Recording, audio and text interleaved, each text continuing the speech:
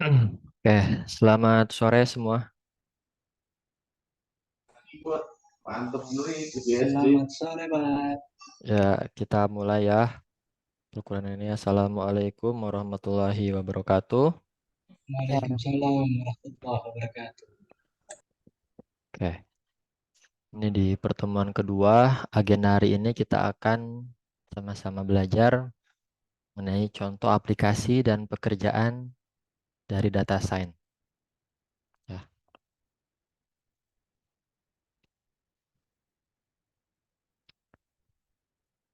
Oh ya, sebelum ke materi, Mas Maman, buat yang teman-teman yang di Jogja bisa diambil ya nilainya, KKP-nya. Mas Maman, Atau nanti Mas Soleh bisa bantu ya. siapa siapa? Ya,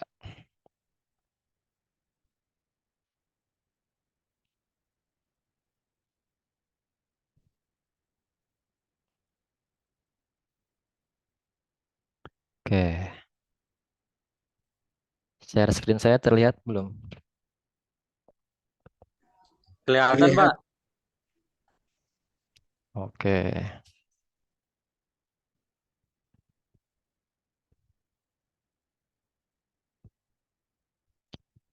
Oke, sebelum masuk ke materi, saya mau menyampaikan pesan kedua dari Profesor Dr. Dedi Mulyasana ya. Ada 2 poin yang saya ambil. Yang pertama itu tidak ada gagal bagi pekerja keras. Yang ada adalah sukses dengan rencana Allah Subhanahu wa taala kita semua. Karena yang ada pada kita ada yang terbaik menurut Allah. Nah, artinya yang tidak ada pada kita tidak dijamin kebaikannya oleh Allah. Atau bahasanya berkah lah ya gitu ya. Lalu poin terakhirnya, jangan menangis apabila kehilangan dinding untuk bersandar karena masih terbentang luas lantai untuk bersujud. Oke, itu 2 poin yang disampaikan oleh Profesor Dedi Mulyasana.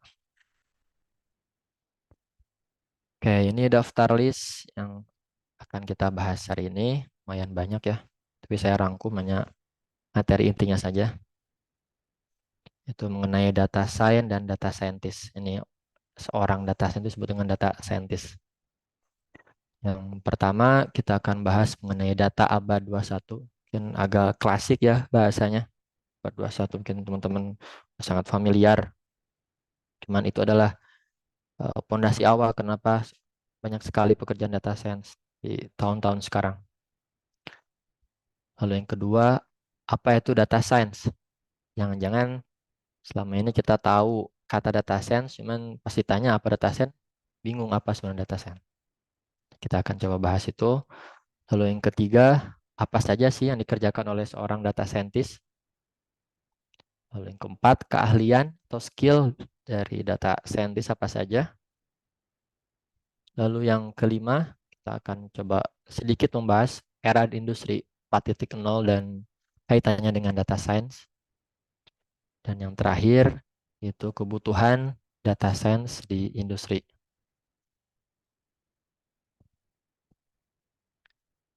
Oke, kita masuk di pembahasan pertama, yaitu data abad 21. Oke,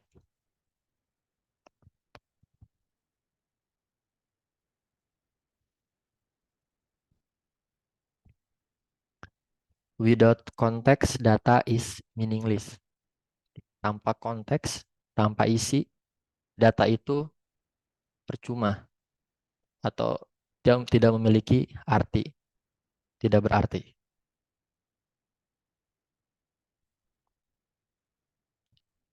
Ya, sore Mas Fajar.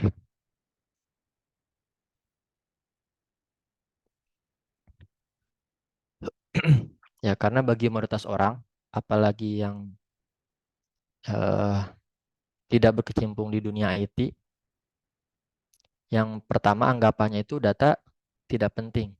Data bisa saja dianggap berkonotasi dengan tumpukan angka-angka yang membosankan dan meaningless atau tidak berarti.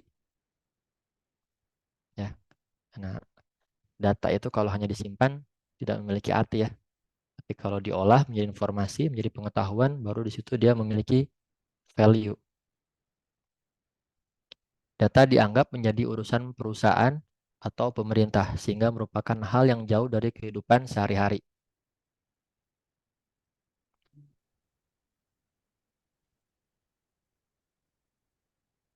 Oke.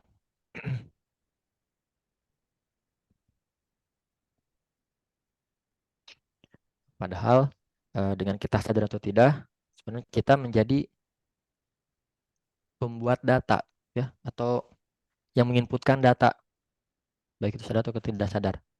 Contohnya saat kita membuat status, ya, baik itu di Instagram, Facebook, WhatsApp, dan lain sebagainya.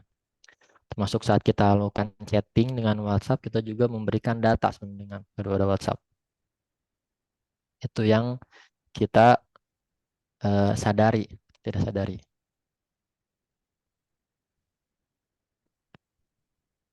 Nah, untuk menghasilkan tiap layanan, data scientist bekerja dengan data tertentu, tuh, yang spesifik di bidangnya. Di sini ada 5 contoh pemanfaatan data science. Yang pertama itu rekomendasi item-item di toko online. Ya, mungkin teman-teman udah pernah cari di Tokopedia atau Shopee, misalnya barangnya sepatu Adidas, ya, contoh mereknya. Nanti akan muncul list-list nama sepatu dan harganya, terus lokasinya di mana. Terus saat kita klik item itu akan muncul yang miripnya. Ya, jadi pilihan kita. Nah, itu juga termasuk dalam contoh pemanfaatan data scientist. Nah, contoh lainnya diterapkan di e-commerce. Ya. Di data scientist itu bagaimana dia menghapus atau mengurangi data yang redundant, yang mirip, yang miripnya mirip-mirip sekali. Contohnya Adidas tipe A. Nah, nanti si e-commerce itu akan mengurangi kemunculan yang sangat mirip. Ini kan si customer jadi jenuh ya kalau lihat misalnya Adidas tipe A harganya 100, Adidas tipe A 100. Nah, itu untuk menghilangkan redundant itu diperlukan seorang data scientist di belakangnya. Oke. Itu pemanfaatan di toko online, itu e-commerce ya. Oke, contoh penerapan kedua itu jalan alternatif oleh Google Maps ya, yang paling sering kita gunakan. Ini kalau teman-teman misalnya mau ke WTC Matahari, ya, itu Google Maps akan merekomendasikan jalannya ke sini, ke sini, ke sini, terus nanti estimasi waktu yang ditempuh menggunakan motor, mobil atau jalan kaki juga akan muncul ya. Ya, termasuk saat kita melakukan set, apakah di minggu depan akan sama jarak tempuhnya ataukah berbeda. Nah, di situ Google Maps menggunakan rekomendasi dari data-data sebelumnya. Ya, dilihat dari traffic, apakah merah, ya kita tahu kalau merah berarti macet ya.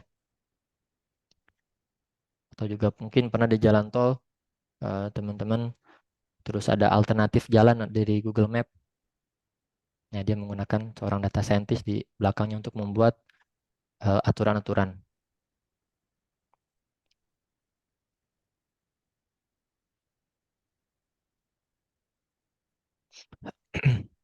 Oke, itu contoh kedua.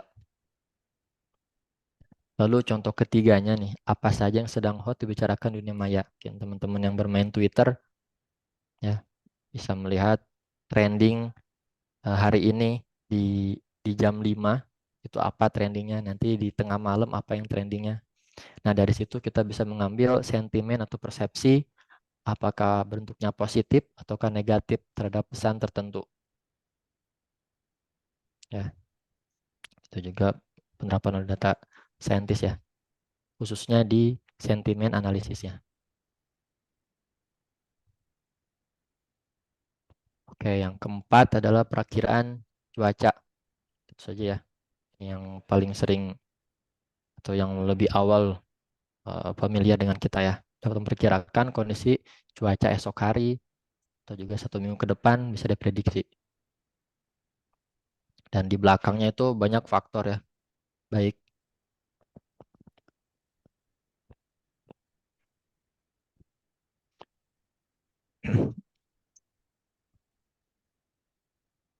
oke. Baik dari histori ya, riwayat sebelum-sebelumnya apakah di bulan Oktober ini hujan apakah tidak. Terus dari kecepatan angin itu kan bisa diambil datanya.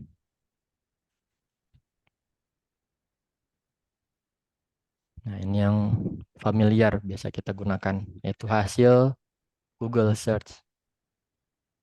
Ya. Bisa jadi saat kita mencari misalnya sepatu Adidas di Google Search ya, itu antara HP yang satu, yang misalnya HP kita dengan HP teman kita bisa jadi beda urutan pencariannya. Ya. Karena Google akan menampilkan yang relevan atau dengan yang biasaan kita searching di internet seperti apa. Nah, itu sangat dimanfaatkan oleh Google Search. Itu 5 contoh penerapan dari data science. Di luar ini masih banyak ya contoh-contohnya.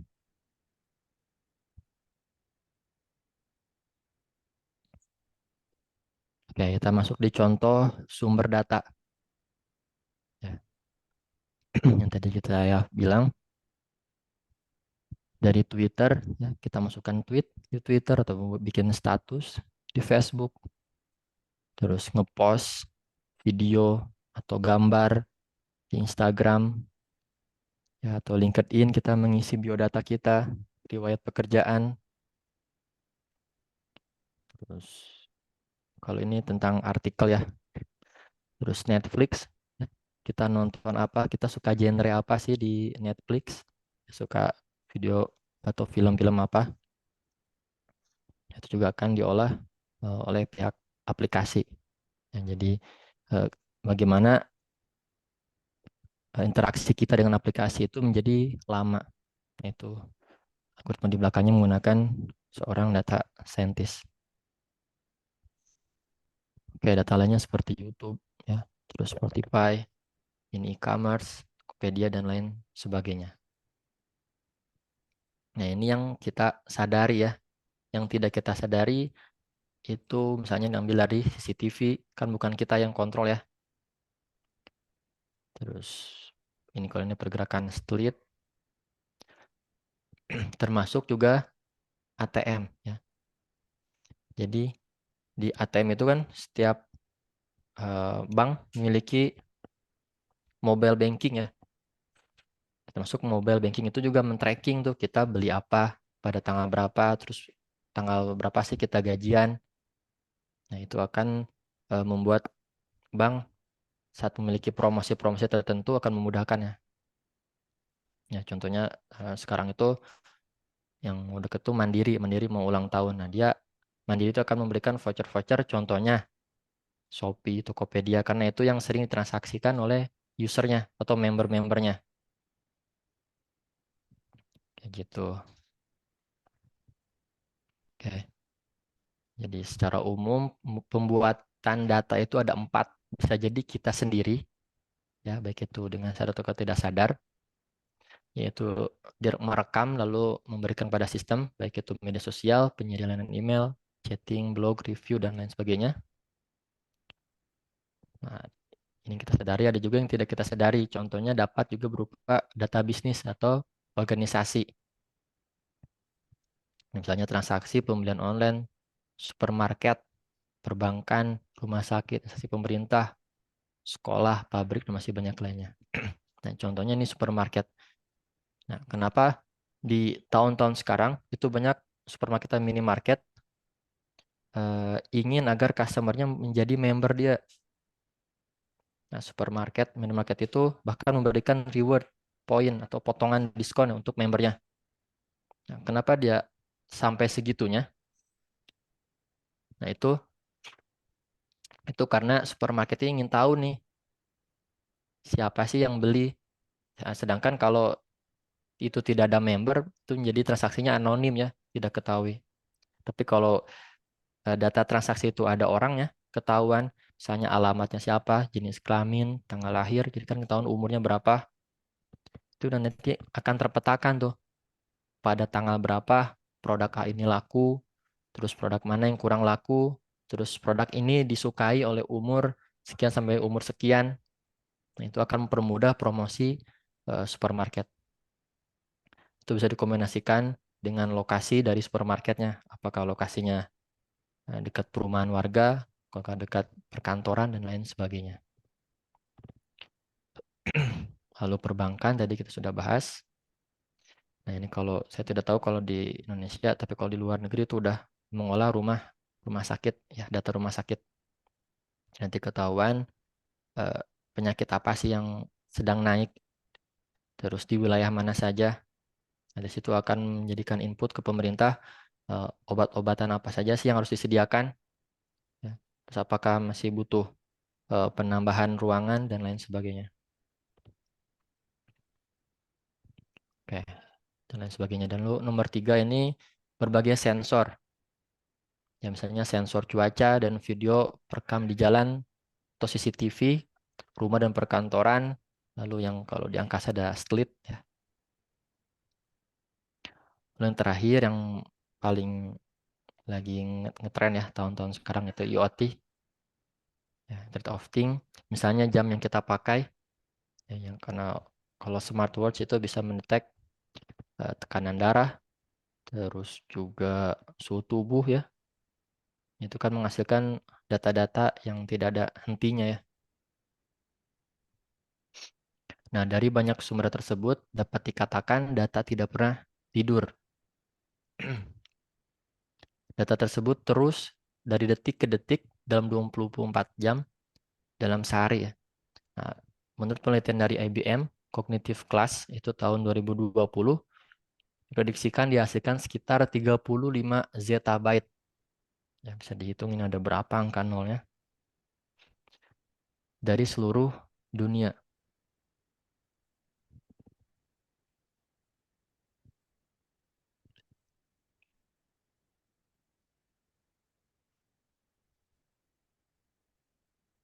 Oke, itu contoh-contoh aplikasi.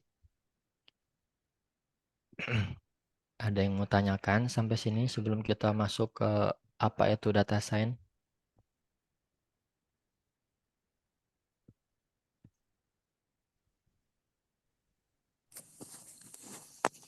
Maaf Pak, mau tanya Pak.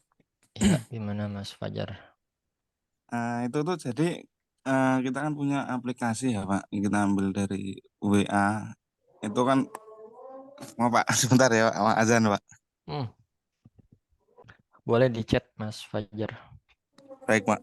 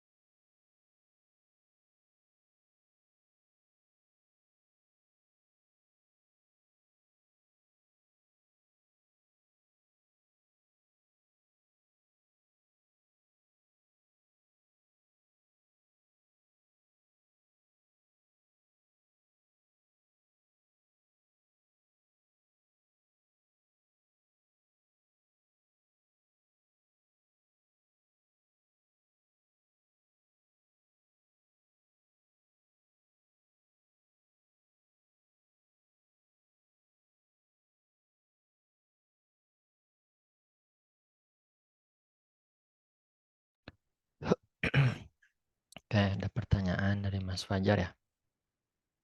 Contoh aplikasi WA yang semakin ke sini ukuran datanya semakin besar, dan untuk penyebaran data dari WA itu kan di internal device. Tapi kenapa masih belum aman? Sedangkan yang memiliki akses ke device tersebut hanya kita. Ya, aman kan menurut WhatsApp ya. Nah, sedangkan penyimpanan dibebankan ke kita gitu Mas Fajar ya. Kita kan kita kan nggak tahu di belakang WhatsApp-nya apakah mereka menyimpan juga data yang kita kirim ya ataukah tidak. Tapi setahu saya WhatsApp itu memang menyimpan di server mereka sendiri juga gitu. Jadi kenapa kalau transaksi yang aneh-aneh jangan di WhatsApp ya. Jadi bisa dikatakan aplikasi itu juga mempunyai salinan data ya Pak ya. Ya, Seperti betul. terenkripsi juga dia juga punya ya Pak. Atau Ya, enggak? terenkripsi untuk orang yang tidak tahu. Tapi kan yang punya, yang bikin WhatsApp tahu kuncinya. Gitu. Itu sih sepemikiran saya ya. Baik. Jadi kalau semuanya kita telepon VC kan data kita kan terenkripsi secara enkripsi kan Pak, terenkripsi untuk Ah, datanya. Jadi itu terenkripsi. juga tersimpan juga di sisi server apa WA-nya Pak. Ya, menurut saya tuh kesimpan di WhatsApp-nya juga. Tapi nggak tahu ya dalam bentuk apa. Yang pasti mereka juga menyimpan salinannya. Misalnya ada beberapa yang kena sadap juga WhatsApp-nya. Dan memang WhatsApp itu kan harus memberikan ke pemerintah kita sesuai regulasi. Itu Mas Fajar. Jadi kalau kayak kita apa namanya Pak mencadangkan WA itu kan biasanya WA kan mencadangkan ya Pak, mencadangkan pesan atau data kita ya. Hmm, Nah itu juga kalau otomatis dicadang apa dia di sisi server WA-nya mempunyai salinan atau cadangannya, hmm, kita harusnya juga umpamanya kita pindah ke device ganti HP itu data yang di WhatsApp yang lama. Nah itu kan harusnya juga mungkin tampilannya harus seenggaknya mirip ya Pak nanti dari hmm. sisi Ah ya, setting dan lain-lain gitu kan Pak. Tapi ya. kok enggak ya Pak itu. Nah, itu kan bagaimana kita misalnya dari HP 1 terus pindah ke HP 2 ya. Karena HP 1 itu dicadangkannya cuma sampai bulan Agustus gitu ya. Pas pindah ke HP yang 2 juga sampai Agustus gitu ya Mas Fajar ya. Sedangkan chatting terus sampai bulan Oktober gitu ya. Ya, karena WhatsApp mempermudah aplikasinya buat ngambil data.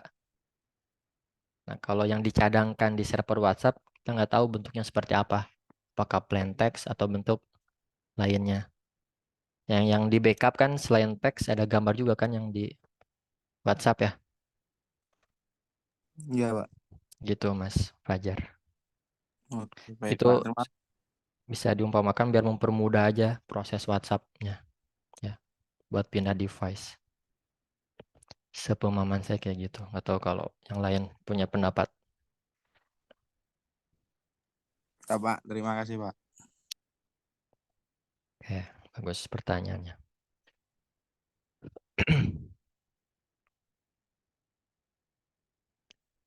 Oke, lanjut ya. Jadi apa sih itu data science? Tadi kita udah bahas contoh-contoh penerapannya. Kita masuk ke teori apa sih itu data science. Ya, jadi sesuai namanya ya. Data science terdiri atas dua kata, data dan science.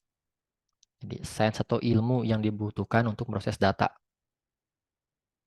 Ya, sebenarnya data science itu didengungkan udah lama, itu sekitar tahun 80 sampai 90-an.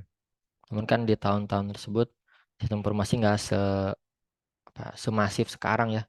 Yang hampir semua lini bisnis menggunakan sistem informasi. Jadi data sangat sangat banyak. Nah, baru itu dipublish tahun 2009 sampai 2011. Nah, ini atau ya. 2009 atau 2011. Dan para ahli perintisnya itu ada Andrew Gelman dan DJ Patil. Nah, definisi dari data science, soalnya banyak definisi. Ini saya ambil hanya salah satu saja. Ini pendapat dari Profesor Murtaza Haidar. Ini dari Ryerson University di Kanada. Jadi secara sederhana dapat dikatakan bahwa data science terjadi ketika kita bekerja dengan data untuk menemukan jawaban atas pertanyaan-pertanyaan tentunya relevan dengan data tersebut. Dan penekanannya lebih ke data itu sendiri dan bukan tentang sains atau ilmunya. Jadi ini dibutuhkan untuk menganalisisnya. Jadi dibutuhkan pada datanya. Nah, jika kita memiliki data, lalu kita memiliki curiosity atau rasa ingin tahu tentang kandungan atau isi data, untuk menjawab rasa ingin tahu tersebut, kita mempelajari data, melakukan eksplorasi terhadap data itu, memanipulasinya, melakukan berbagai hal untuk menganalisis data tersebut dengan memanfaatkan ilmu dan teknologi. Nah, jadi memanfaatkan ilmu dan teknologi, jadi bukan intinya ini, tapi intinya datanya dulu untuk menjawab pertanyaan kita. Nah, itulah disebut dengan data science. Nah, contohnya pernah kita bahas di pertemuan sebelumnya. Itu misalnya kita punya data rekap absensi pegawai. Kita ingin tahu nih. Nah, rasa ingin tahu ini misalnya di hari-hari apa saja yang banyak telat, terus banyak yang pulang cepat di dalam 1 bulan itu.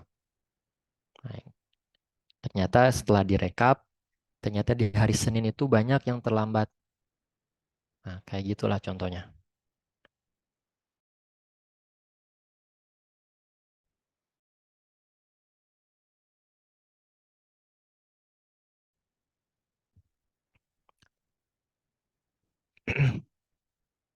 Dan tujuan akhir dari data science yaitu insight ya, atau wawasan pengetahuan dari data. Secara teori, proses untuk mendestilasi, mengekstraksi, menggali insight dari data. Dan data yang diolah dapat berukuran sedang hingga sangat besar. Insight tersebut dapat diibaratkan seperti emas atau berlian, yang meskipun hanya sedikit atau berukuran kecil namun tetap berharga. Ya, berharga karena kita telah mengolah data. Ya. Kayak gitu.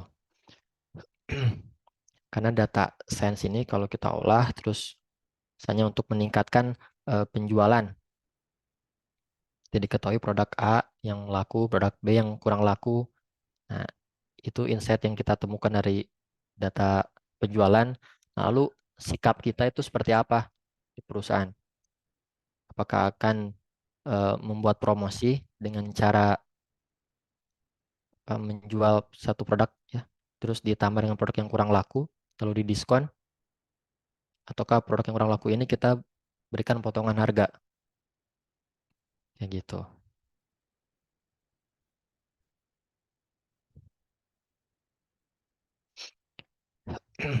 Oke, lanjut kita akan masuk ke slide apa saja sih yang dilakukan oleh seorang data science. Oke, di sini ada ilustrasi penambangan ya. Jadi ibaratnya menambang emas dari gunung tanah yang melalui proses-proses yang berbelit dan membutuhkan berbagai mesin untuk peralatan untuk menemukan insight dari data. Nah, seorang data scientist mengerjakan berbagai pekerjaan dengan alat-alat pada beberapa tahap untuk mendapatkan insight. Dan umumnya, data scientist dibutuhkan oleh organisasi-organisasi yang telah memiliki sistem teknologi informasi operasional sebagai sumber data. Ya, jadi yang sudah memiliki data transaksi yang cukup banyak. Ya. Karena data scientist bekerja dengan data ya. Contohnya yang dipakai di Goto ya, di Gojek sama Tokopedia yang menggunakan data science. Terus juga yang saya tahu di e-commerce kayak Shopee dan aplikasi lainnya ya.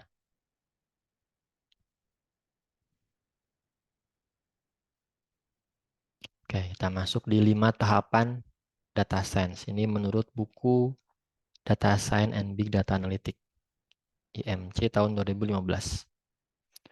Itu ketika seorang data scientist bekerja, secara umum yang dilakukan adalah yang pertama definisikan masalah. Jadi harus jelas dulu batasannya masalah apa yang ingin kita pecahkan di perusahaan. Lalu yang kedua yaitu pengumpulan data. Dan pengumpulan data ini bisa jadi datanya tersedia di internal ataupun data yang kita ambil dari eksternal, dari luar perusahaan. Contohnya harga saham, terus dari cuaca, dan lain sebagainya ya, pengumpulan datanya. Lalu tahapan ketiga adalah eksplorasi dan penyiapan data. Lalu yang keempat, nah barulah kita masuk ke analisis data. Dan yang terakhir, storytelling. Jadi kita menceritakan dari masalah yang ingin kita capai, ya, yang ingin kita pecahkan. Lalu bagaimana kita mengumpulkan data, mengeksplorasi data, dan menganalisisnya. Lalu kita dapat kesimpulan apa tuh untuk merubah proses di perusahaannya. Ya. Oke, kita akan bahas satu per satu.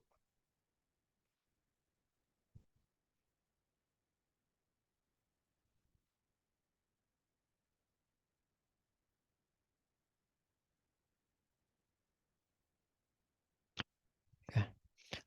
Kita break dulu maghrib ya.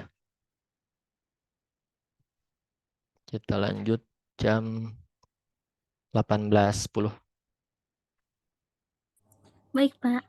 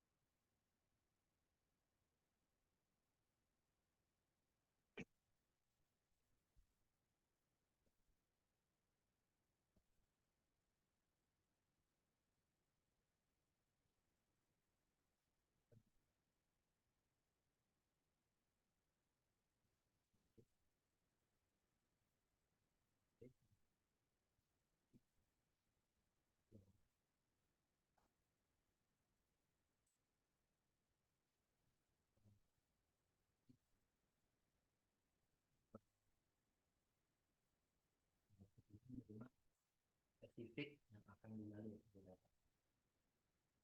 Jika dibutuhkan organisasi bersifat umum, misalnya menurunkan biaya produksi, maka data scientist harus mampu merumuskan insight spesifik yang akan digali. Untuk meningkatkan daya beli pelanggan, maka pelanggan bisa balik lagi berbelanja. Itu promo apa sih yang harus dikeluarkan? Ini kita ambil data dari internet ya, Instagram, Twitter, Facebook, terus history pencarian, profil pelanggan. Dan kita berharap mendapatkan emas ya.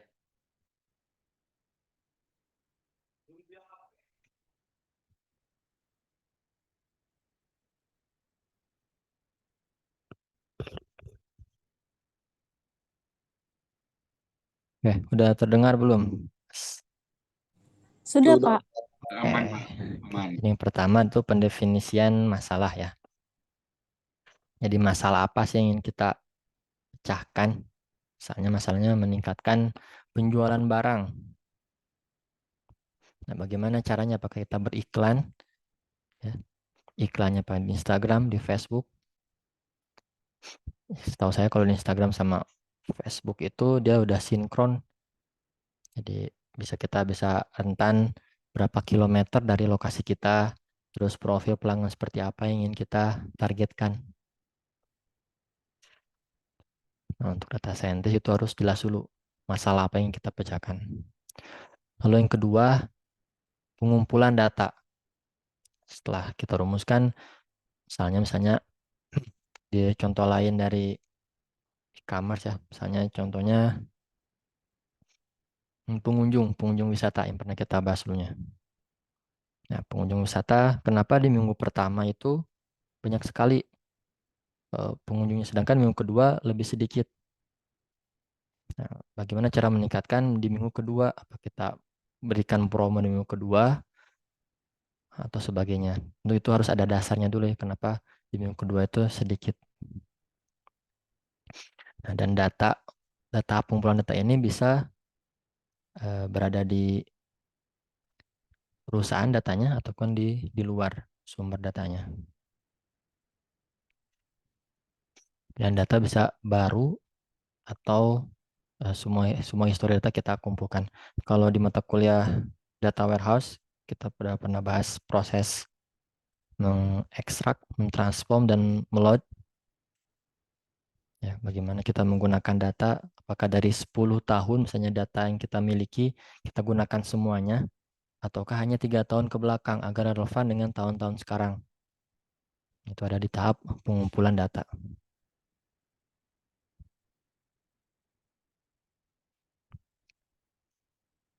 Oke, ada pertanyaan dari Mas Nana.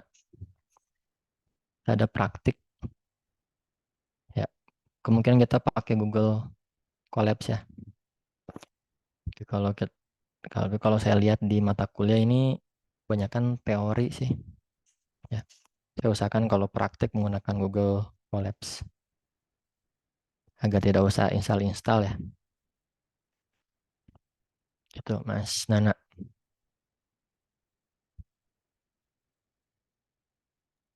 Ya, Pak. Terima kasih. Oke, sama-sama Mas. Lalu tahap ketiga yaitu eksplorasi dan penyimpanan data.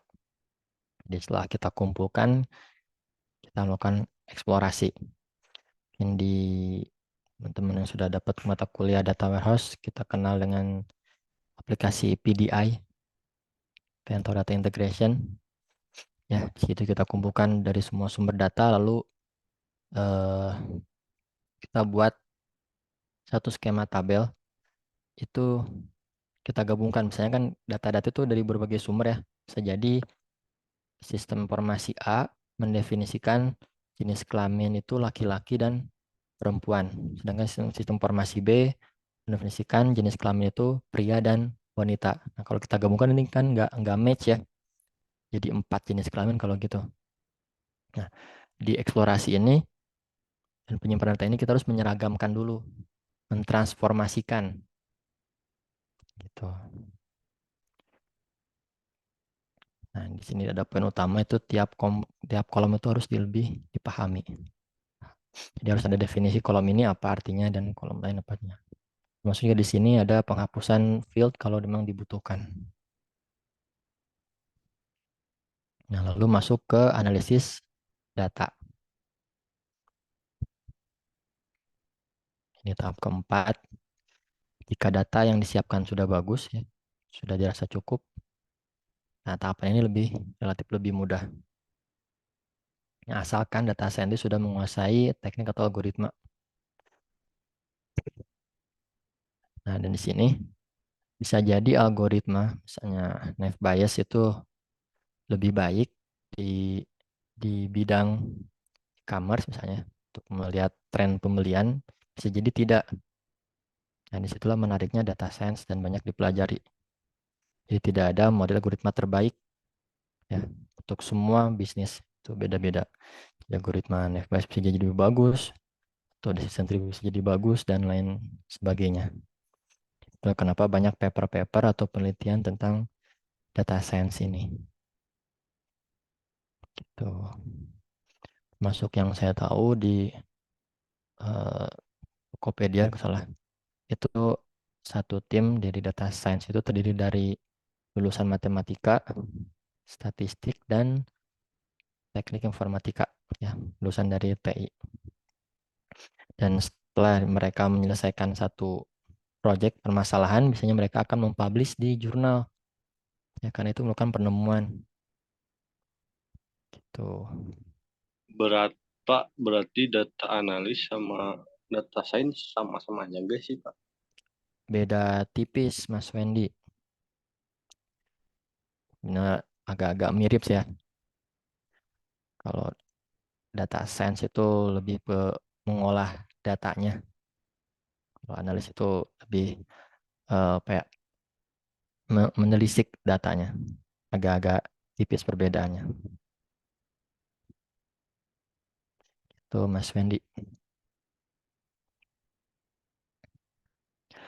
Oke, tahap terakhir dalam data science adalah storytelling. Itu bagaimana seorang data scientist harus mampu mengkomunikasikan proses atau hasil temuan analisis data dengan sistematis, menarik, tidak ambigu, dan mudah dipahami bagi orang-orang. Ya, jadi kita harus menceritakan tuh permasalahan apa yang ingin kita pecahkan, terus data apa saja yang kita kumpulkan, dan analisa apa yang kita gunakan, dan hasil apa yang kita tarik, ya, kesimpulan apa yang kita tarik, atau insight apa yang kita jadikan kesimpulan, ya, value apa. Karena itu akan merubah pola organisasi. Ya. Dan ada dua tipe storytelling. Yang pertama bisa berbentuk meeting seperti ini, bisa juga dengan membentuk laporan, itu tergantung dari perusahaannya. Oke, jadi itu 5 tahap dalam data science.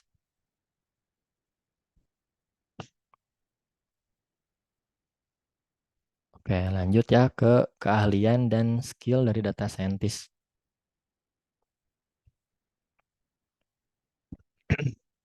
Oke, menurut IBM Kognitif kelas 2 tahun 2020, itu minimal ada 4 bidang keilmuan atau keahlian yang harus dimiliki oleh seorang data science. Yang pertama, domain spesifik. Jadi kita bekerja di bidang apa? Pariwisata, kesehatan, rumah sakit, ke perbankan, dan lain sebagainya. Itu harus ada di domain spesifik dulu. Nah, baru yang kedua, kita masuk ke matematika dan statistika. Ya, karena kita secara perhitungan. Dan ini kayaknya nggak kita bahas ya. Kita langsung loncat ke teknologi dan programan si data. Ini kayaknya bidang yang harus dipelajari lebih khusus lagi. Nah, selanjutnya, domain ketiga ini teknologi, pemrograman dan basis data. Dan yang terakhir, bagaimana cara kita mengkomunikasikan dan visualisasi. Jadi ada 4 bidang ilmu. Ya, ini rinciannya. Yang pertama, keahlian pada bidang domain spesifik ya. Pakai di manufaktur, retail, transportasi, pariwisata, kesehatan, kependidikan, ya. Terus lanjut yang kedua, matematika dan statistik. Nah, baru kita masuk ke bidang TI-nya nih. Teknologi, pemrograman, dan basis data. Jadi seorang data science harus mampu mengambil dan manipulasi data yang tersimpan di basis data. Ya, ini udah sebagian familiar di kita. Google Cloud, Oracle, terus SQL Server, AWS, ya. Mungkin Cassandra, MariaDB, ini beberapa mungkin teman-teman udah pernah gunakan ya. SQL, terus ini ada Hadoop, ya, khusus untuk big data. Nah, lalu dalam mengumpulkan, mempelajari, menyiapkan data, seorang data science sering sekali harus memprogram atau ngoding bahasanya. Ya istilahnya, ngoding. Di sini ada Python, Scala, terus SQL, ini bahasa untuk query-nya. Terus ada bahasa R, MATLAB, C++, dan Java. Nah, yang paling populer itu yang digunakan dalam data science, Python dan R ya. Ada dua bahasa itu. Nah, lalu yang terakhir komunikasi, visualisasi, dan soft skill lainnya. Ini untuk storytelling ya, untuk menceritakan apa hasil temuan yang dihasilkan oleh data. Gitu. Mungkin teman-teman udah familiar dengan Excel, Tableau ya. Tableau itu drag and drop itu sistemnya. Jadi kita membuat laporan, cuman udah ada UI-nya, GUI-nya Tableau.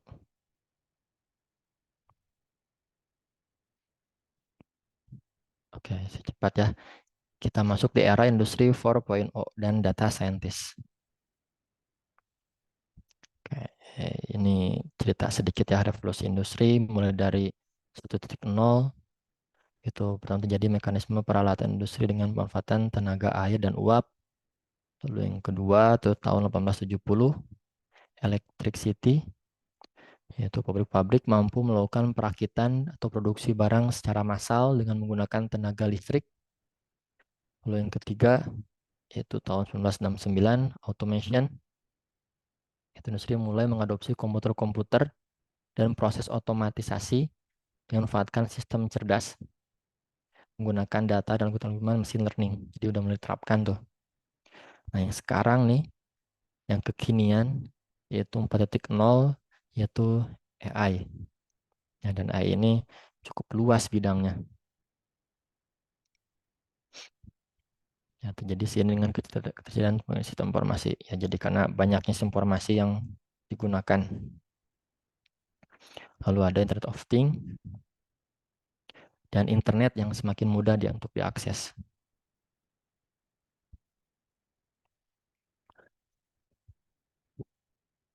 Oke, bahasan selanjutnya itu tentang kebutuhan data science. Ini slide terakhir ya, topik terakhir.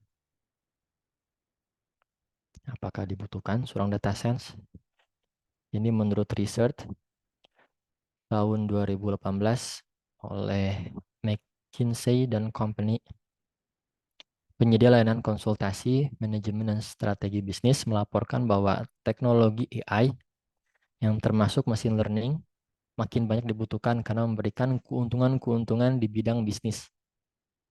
Ya. Terus menurut World Economic Forum tahun 2019 melaporkan kebutuhan data scientist yang meningkat pada berbagai bidang, misalnya pada industri yang berbasis teknologi informasi, media dan hiburan, layanan finansial, investasi, dan lain sebagainya. Lalu juga ada laporan ASEAN Pacific Economic Cooperation atau APEC tahun 2017, yaitu skill dengan yang sangat dibutuhkan ya. Terus LinkedIn juga sama, masuk ke dalam 10 top emergency job di berbagai negara. Nah, lalu bagaimana dengan Indonesia.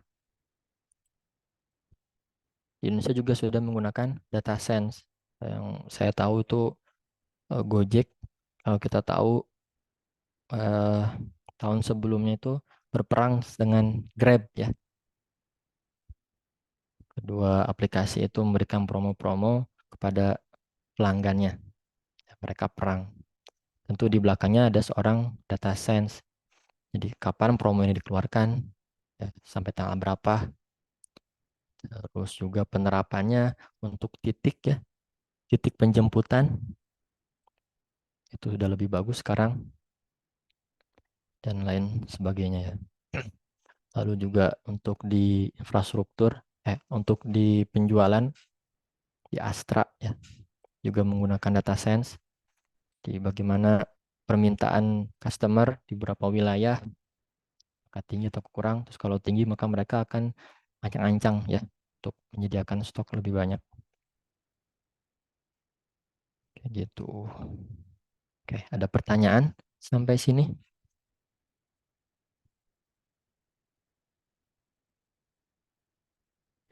Lanjut, Pak. Oke, ini slide terakhir Mas, jadi tidak ada dilanjut.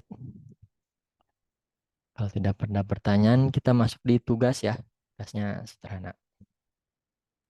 Ini tugasnya sebutkan nama perusahaan di Indonesia yang menurut teman-teman itu membutuhkan seorang data scientist. Terus yang kedua, data apa saja yang dapat diolah di perusahaan tersebut. Lalu yang ketiga, insight apa sih yang ingin teman-teman dapatkan dari mengolah data tersebut. Itu dibuat dalam bentuk Word, nanti di PDF-kan, lalu nanti masukkan di e-learning di RTM1 ya. Batas waktunya 1 minggu.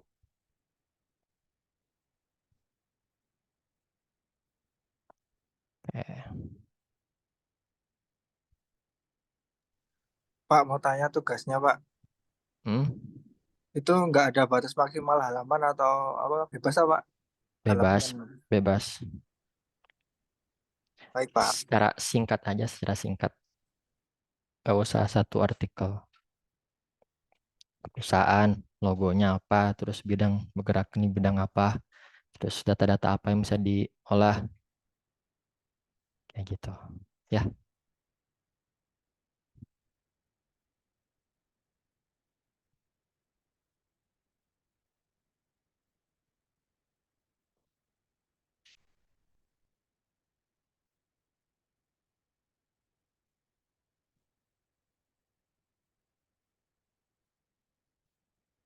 absen dulu ya.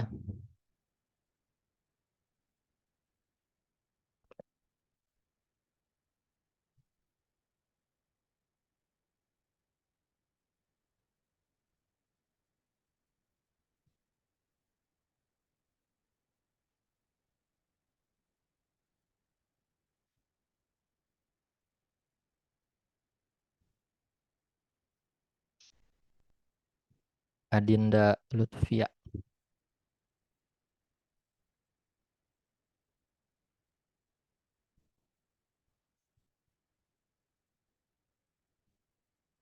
Ahmad Ulin.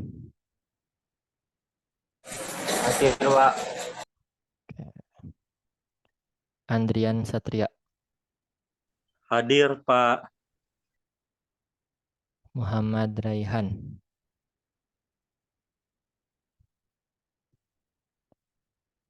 Muhammad Ridwan.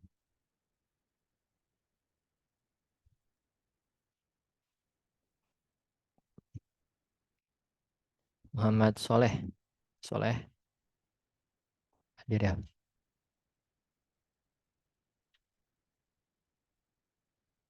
Salsa Dwi.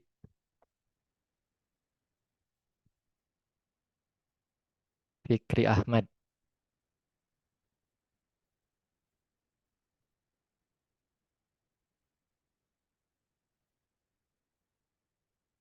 Dista Rahguna. Hadir, Pak. Wendy Nur Hermansyah. Hadir, Pak.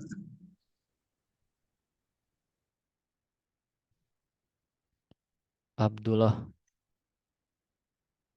Hadir, Pak. Ya. Atta Esa. Hadir, Pak. Mas Doni Wahyudi. Siap. Hadir, Pak.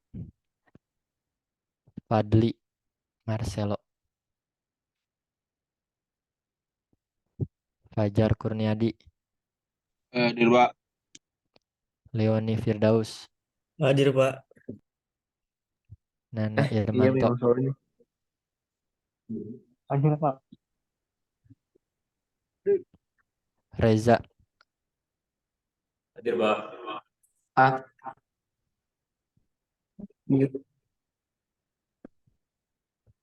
Ridwan Prasetya. Hadir, Pak. Rifki Setiawan.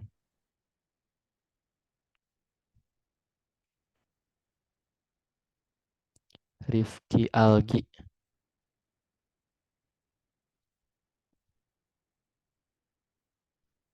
Singgih Prasetyo. Hadir, Pak. Mas Maman Sulaiman. Hadir, Pak. Oke. Oke, udah semua ya. Hadir Pak, hadir yang soleh Pak, maaf Pak. Oh, Mas Soleh udah. Oke, Mas Siap. Soleh. Pak Yusuf, Assalamualaikum. Oh, Mas Fahmi.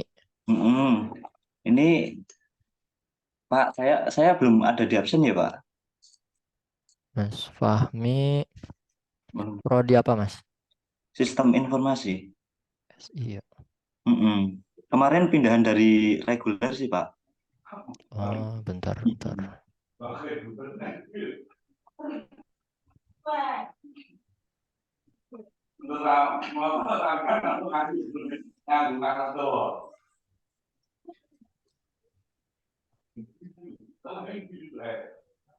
Oke, saya ketik aja deh. Oke Pak, siap. NIM-nya berapa, Mas? Gimana? NIM? NIM-nya saya ketik aja ya Pak. Nah, coba sama nama lengkap.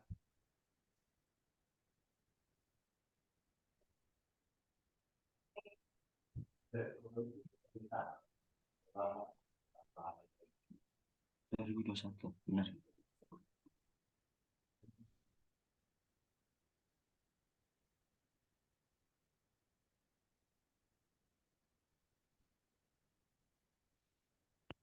Oke, Mas Fahmi.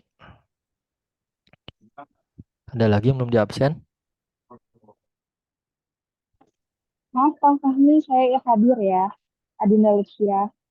Nah, Adinda. Oke. Ada lagi yang belum di absen?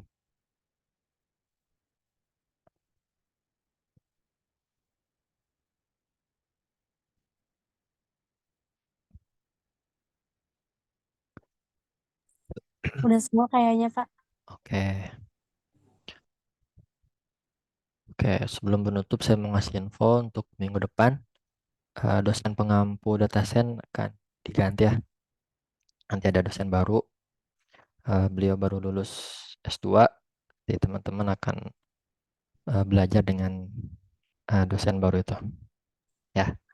Jadi ini pertemuan kita. Tapi untuk materi saya akan sampaikan baru sampai di pengenalan data science. Ini bisa dilanjutkan oleh dosen baru. Cewek cowok Pak. Cowok, Mas Soleh. Jadi tugasnya tadi cancel, Pak. Masih lanjut. Itu jadi ATM 1. Kirain di cancel Pak. Lanjut. Lumayan jadi bahan nilai. Bang, pingpong, Bang. Waduh. Masih ada 1 jam lagi. Oke, cukup ya. Hari ini terima kasih perhatiannya. Semoga apa yang kita bahas hari ini untuk kita semua. Saya cukupkan dulu ini. Assalamualaikum warahmatullahi wabarakatuh. Waalaikumsalam warahmatullahi wabarakatuh. Terima kasih, Pak. Terima kasih banyak Pak Yusuf. Terima kasih, Pak. Hati-hati di jalan, Pak. Orangnya udah Terima kasih, Mas Soleh. Sama-sama. Sama-sama Fahmi, Masya Allah Fahmi. Soleh di mana ini Pak Soleh? Di hotel, Oke. Soleh, Pak, di mana lu Soleh? ada di kulkas gua.